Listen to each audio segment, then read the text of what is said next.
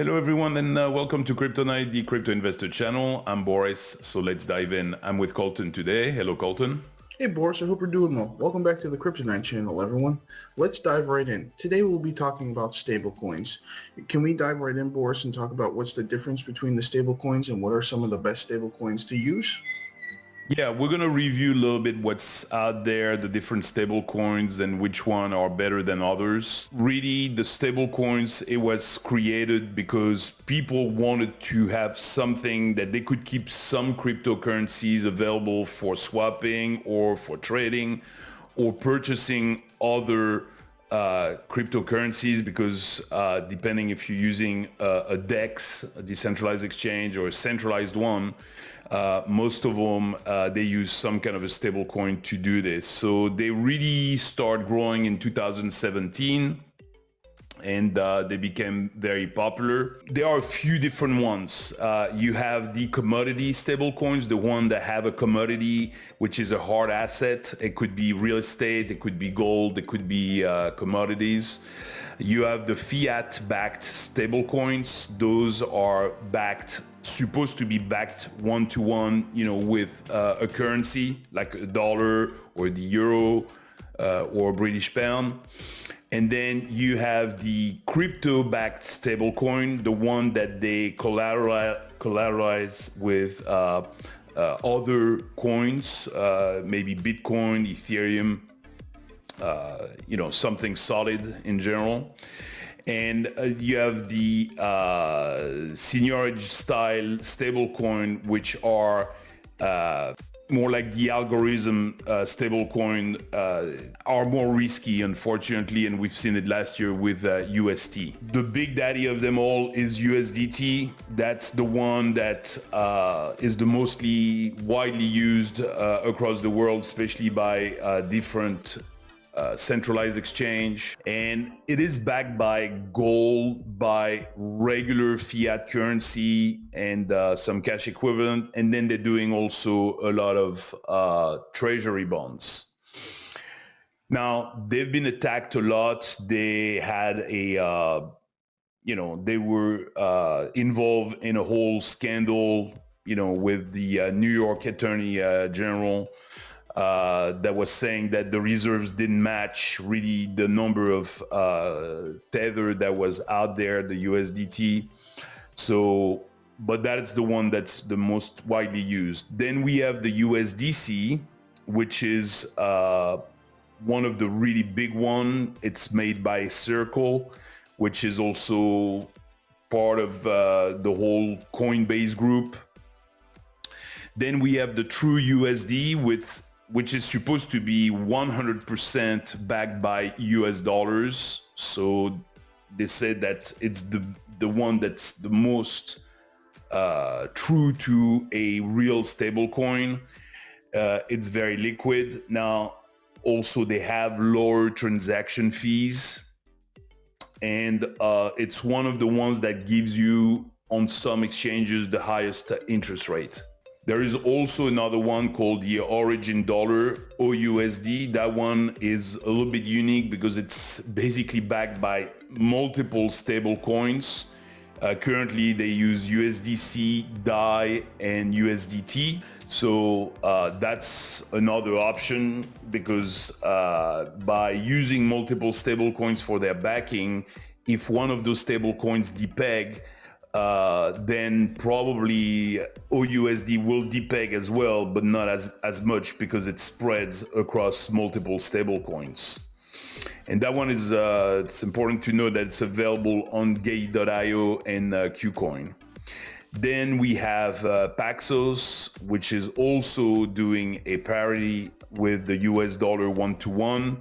They have a they're kind of an answer to the tether that's not backed really one-to-one because it's a little bit of a black hole with USDT, and people always wonder if they're gonna go out, or go down at any minute. And the last thing is Paxos was the one that was creating BUSD, which was the Binance USD, which we haven't really, mentioned in this because they received from the regulator and from the SEC not too long ago.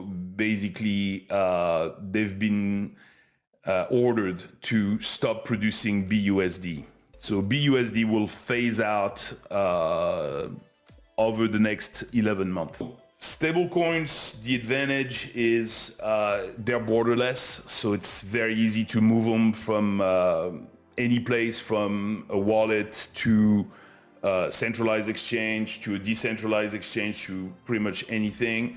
They have the speed because obviously being a crypto, they're very easy, very fast to move. Within seconds or minutes at the most, they can be moved to a different platform.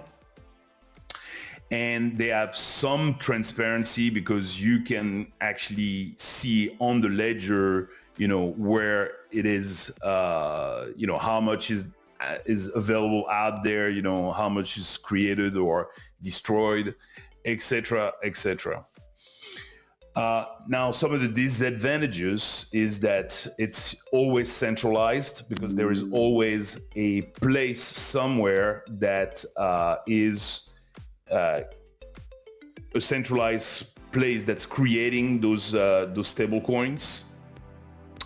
The other problem is that usually requires a third-party audit, but sometimes they can have conflict of interests, so there could be some problems as far as is the audit legit, and there's no potential ROI because obviously it's supposed to be stable, so it's supposed to be pretty much one-to-one, so it's not meant to make you any money, except maybe a little bit on the interest rate that some places, some platforms offer. So now, Boris, can we discuss stablecoin versus Bitcoin, and what is the main difference, and why would someone pick stablecoin over Bitcoin to invest at the end of the day? So really, stablecoins, they are, first of all, they're not volatile, or they're not supposed to be. Sometimes they can be a little bit, but they're not supposed to.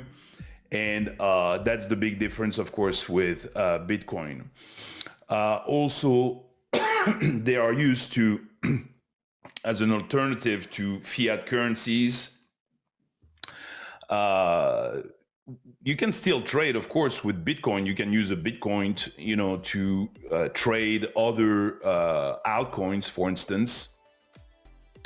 They can also be both a mean of payment.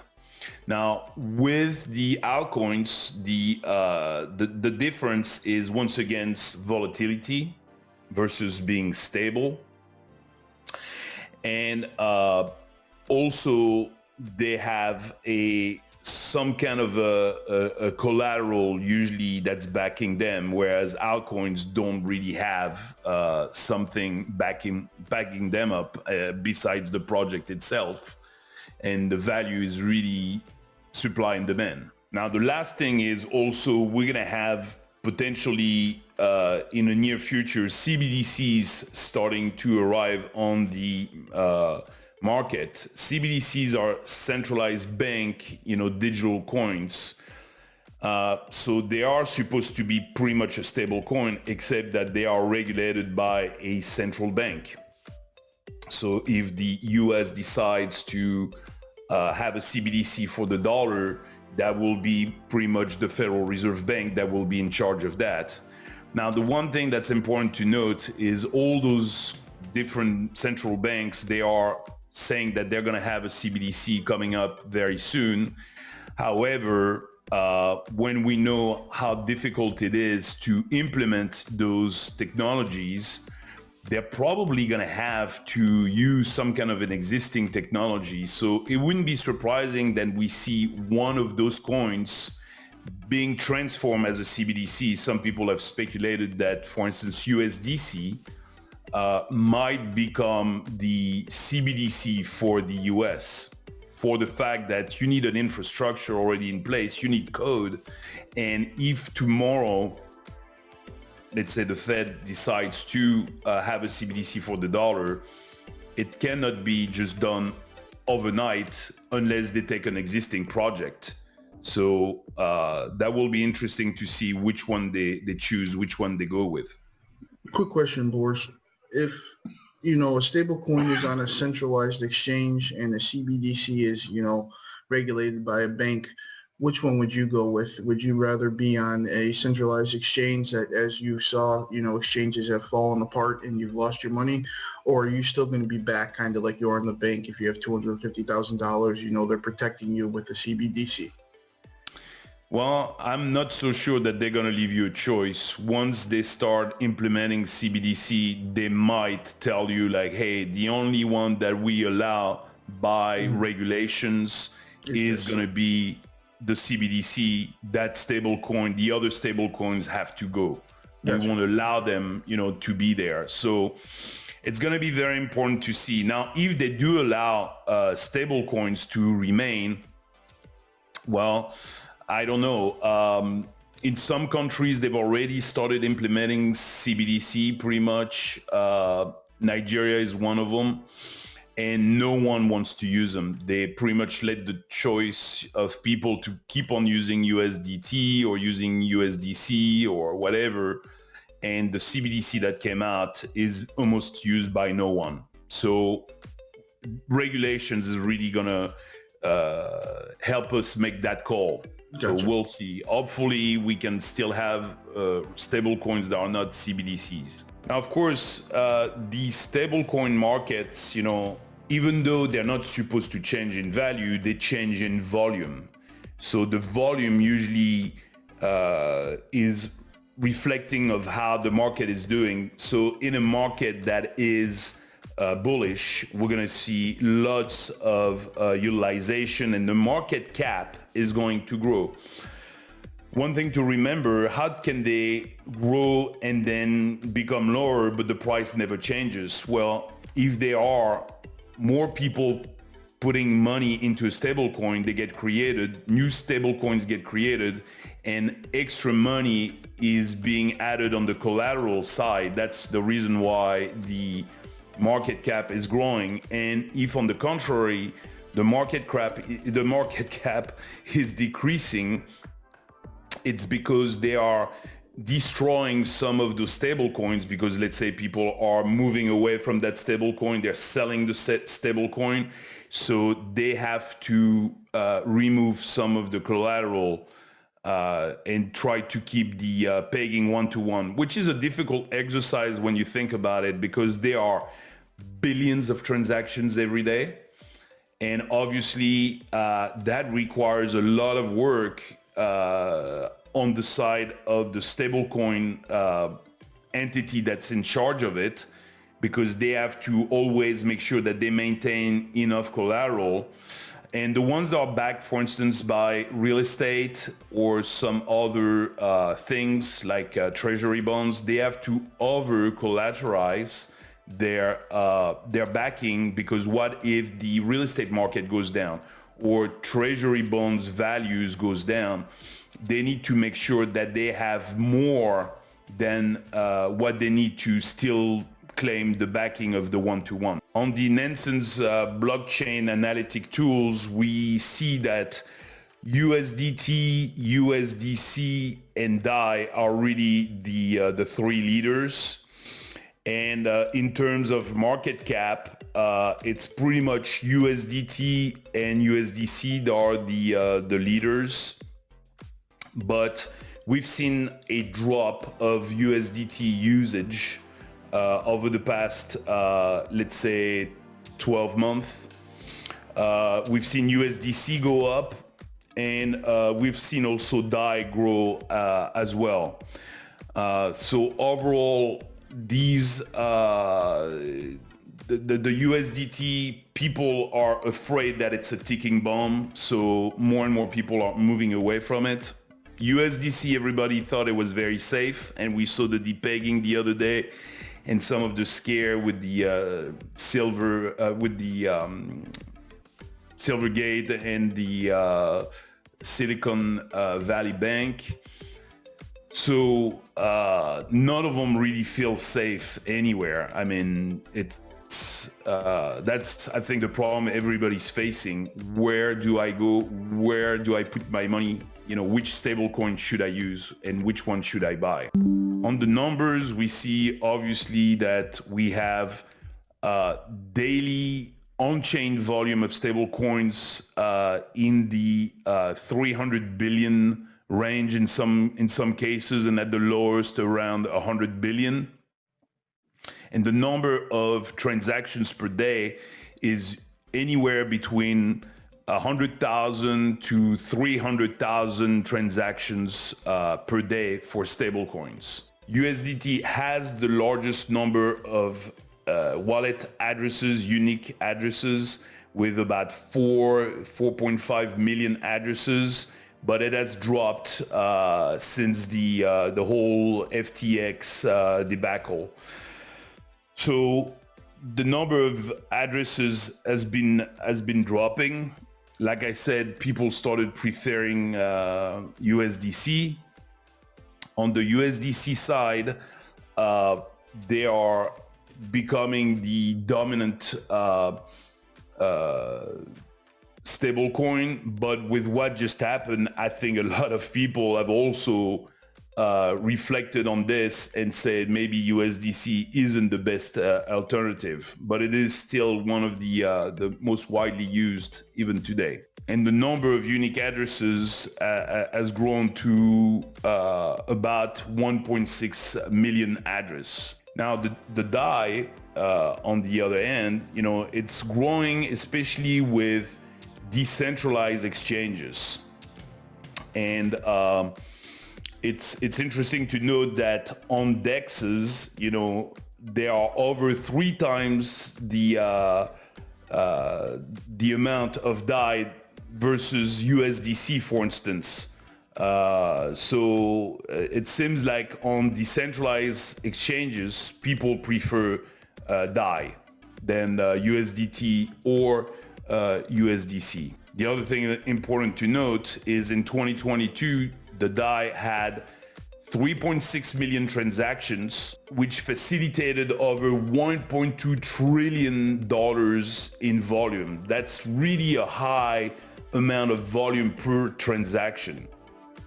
And really, we see an adoption of DAI that's really growing rather quickly over time, even though the number of unique addresses right now, it's still lower than its 2 other big competitors, because they have around 500,000 addresses versus 4 million for USDT and 1.6 million for USDC. So my last question for you today, Boris, is before we jump into this here, listening to this, kind of knowing what stable coins are, is there a benefit of using one over the other? And should I be using, USDT versus USDC?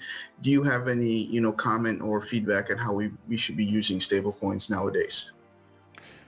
Well, because we know that they are not so stable after all, and there are several risks, I think the first thing to remember is not to leave a large amount of stablecoin, or large amount of money in stablecoin. The best would be to have enough for the transactions you have to do during this week.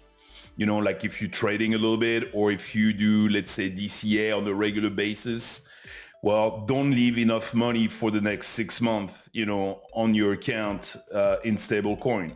Just have enough for maybe 1 or 2 weeks in case it depegs, you're not out a whole lot of money.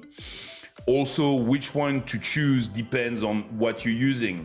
Obviously, if you go to centralized exchanges, most of the pairs they have available are either with USDT or USDC.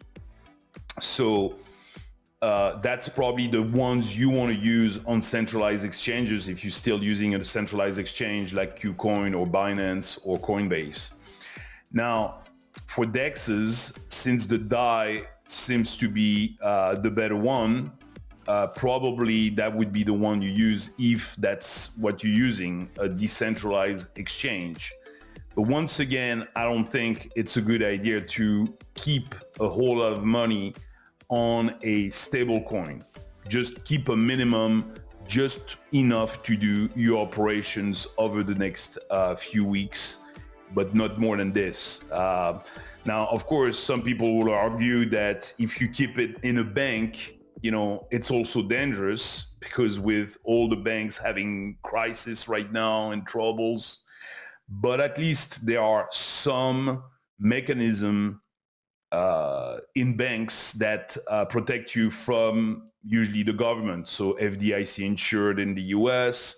In Europe, they also have the central bank that's guaranteeing up to 100,000 euros your deposits. Now, of course, if you have millions, if you're lucky enough to have millions, obviously your money is not safe anywhere, whether in stablecoin or deposited in a bank, so that's where you have to look at some other diversification. And but really, which one to use depends on what is the platform you are using, but keep a minimum on that platform. Don't put all your money in stable coins. Awesome. Thank you, Boris. That kind of helps me understand, how to move forward. And I'm sure the newbies who watch the channel kind of now know how to move forward with stablecoins. Yeah. And the USDC, the whole thing with the Silicon Valley Bank, people get scared because they have treasury bonds, which represent 77% of the backing of USDC. And then 23% is cash held in different banks. And what was held in Silicon Valley Bank was representing roughly about 8%. That's why we saw the depeg of the USDC. It dropped to about 88 cents. So it depegged about 12, but it didn't depeg more than that, because depegging more than that would have been kind of unreasonable since it's backed by US Treasury bonds. Now, that money, and the reason why the USDC repegged with the dollar was the fact that the government stepped in and say no one will be out of their money with the Silicon Valley Bank. So people felt confident enough that, yeah, the money is it's still in the Silicon Valley Bank right now for Circle, for USDC, but it is not lost. So that's the reason why it repegged. So that's pretty much it. Be careful with stable coins. Don't, like I said, don't put too much on a stable coin, just enough to do the operations you have to do. If you rarely do buy or purchases, probably one of the best ways is to have a little bit, so that it's already sitting, available on your wallet to start doing some swapping or whatever. But don't leave a large amount, and do the operations as you need. If you need to do $5,000 into stablecoin to buy some Bitcoin, Ethereum, whatever, do it pretty much at the time that you need to do the transaction. That's it for today. Thank you, Colton. Thank you, everyone. And we look forward to see you on the next Kryptonite video. I hope this video helps. Thank you for watching. Have a good day. If you haven't already, please subscribe to our channel. And if you like the video at the end, click on the thumbs up.